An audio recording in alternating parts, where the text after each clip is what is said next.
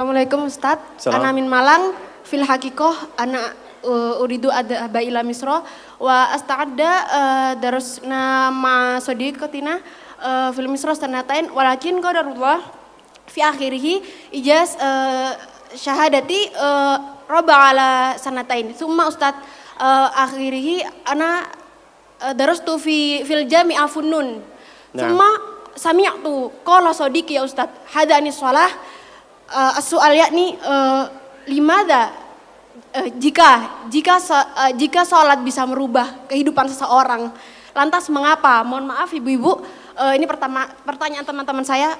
Lantas kenapa seorang mungkin marbot atau takmirul masjid la ghaniyun ya Ustadz? Hada sya'urtu bil huzn wa hada soal yubtiluni bakam tulisannya kadalik. Wa ana mutawatir la astati ajibu hada soal kadalik Ustadz. Alhamdulillah. طيب بعد من كنا تريدنا أن تسألنا باللغة العربية فلا بأس. Syukran Ustadz. عفوا.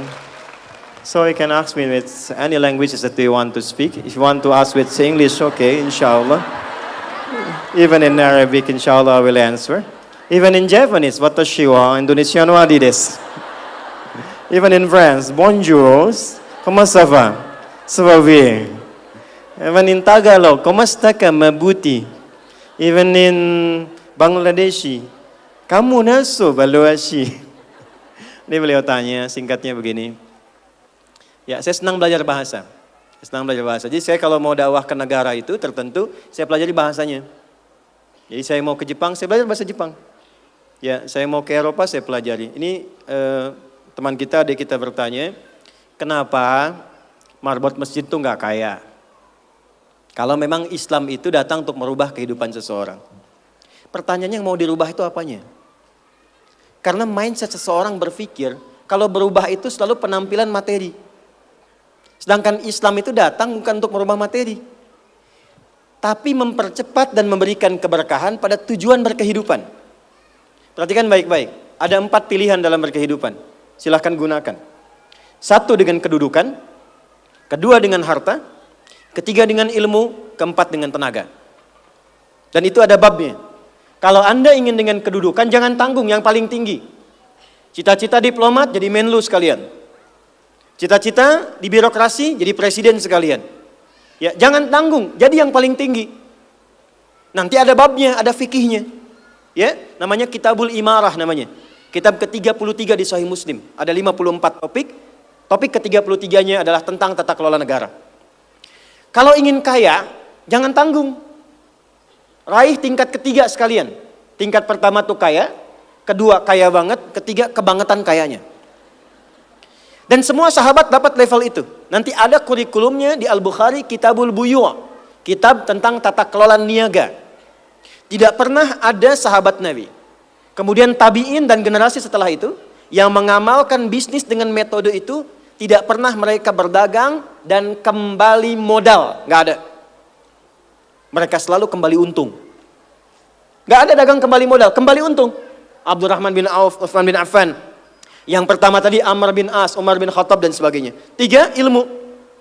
Ilmu jangan tanggung, jadi pakar di bidangnya. Utsman lihat, oke, yang di birokrasi Amr, saya di harta. Tapi Ali melihat, Utsman sudah ngambil harta. Amr sudah ngambil kedudukan, saya pilih ilmu, passion saya di ilmu. Maka yang diperdalam ngaji. Abu Hurairah ikut, Salman ikut. Jadi kebanggaannya itu bukan ketika kaya, tapi ketika dia punya ilmu yang bertambah. Dan itu yang dia bawa bekalnya menghadap Allah. Kemudian yang paling menarik, ilmu sudah diambil oleh Ali bin Abi Thalib, Abu Hurairah. Harta diambil passionnya oleh Utsman.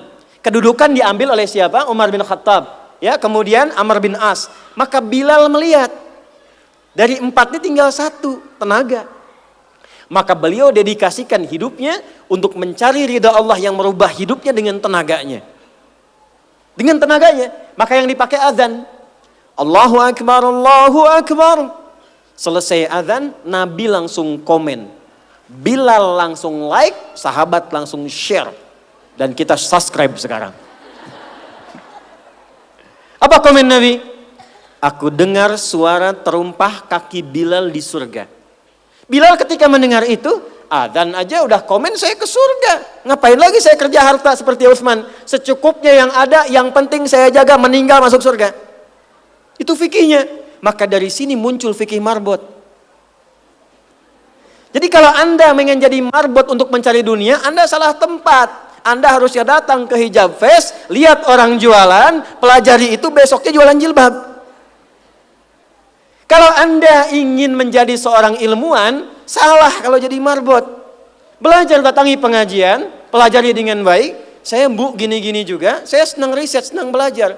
Kalau saya sedang kosong, artinya tidak mengajar, saya ajak keluarga ke toko buku. Saya sampai sekarang masih belajar fisika Bu. Kimia saya belajar. Saya masih ngitung proton, elektron, ini kemana, ini senyawa, ini unsur, ini apa. Ya, besi misalnya rumusnya verum, F besar, E kecil. Atomnya itu nomornya 26, ada isotop 55, 56, 57, 59. Yang paling stabil itu isotop 57, surah 57 ayat 25 sampai 26, surah besi kan. Gitu. Saya sampai riset.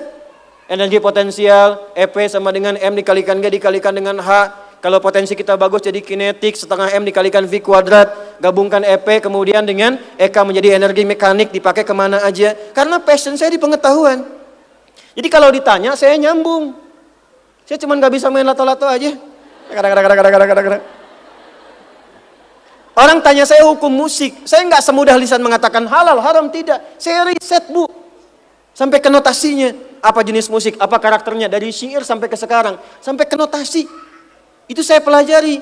CDF, GABC, GFIS, DFIS, G, DFIS, G, ABCIS, D, ABCIS, D, FIS, GIS A, FIS, GIS A, BCIS, DIS E, BCIS, DIS F, FIS, GIS AIS B, FIS, GIS AIS B, CIS, DIS AIS FIS, CIS, AIS FIS, GIS AIS BIS, CIS. Apakah saya bisa main musik? Tidak. Saya nggak terlalu suka. Main piano nggak bisa, gitar nggak bisa, karena gelombang kami di Quran beda. Tapi untuk memberikan hukum saya riset. Saya tahu ini lagunya fulan, fulana. Kita bisa berikan hukum. Ya? Kalau kita tahu passion kita bisa milih pertahankan untuk pulang, jadikan itu sebagai istiqomah jalan pulang kita. Jadi kalau Anda pengen sukses, ukurannya duniawi, jangan jadi marbot. Nanti kotak infak hilang semua. Marbot itu pilihan, fikih sanadnya ke Bilal. Saya punya murid-murid yang belajar khusus tingkatan S1 sampai S3. Kami berikan beasiswa, nanti sebentar lagi dibuka untuk yang perempuan.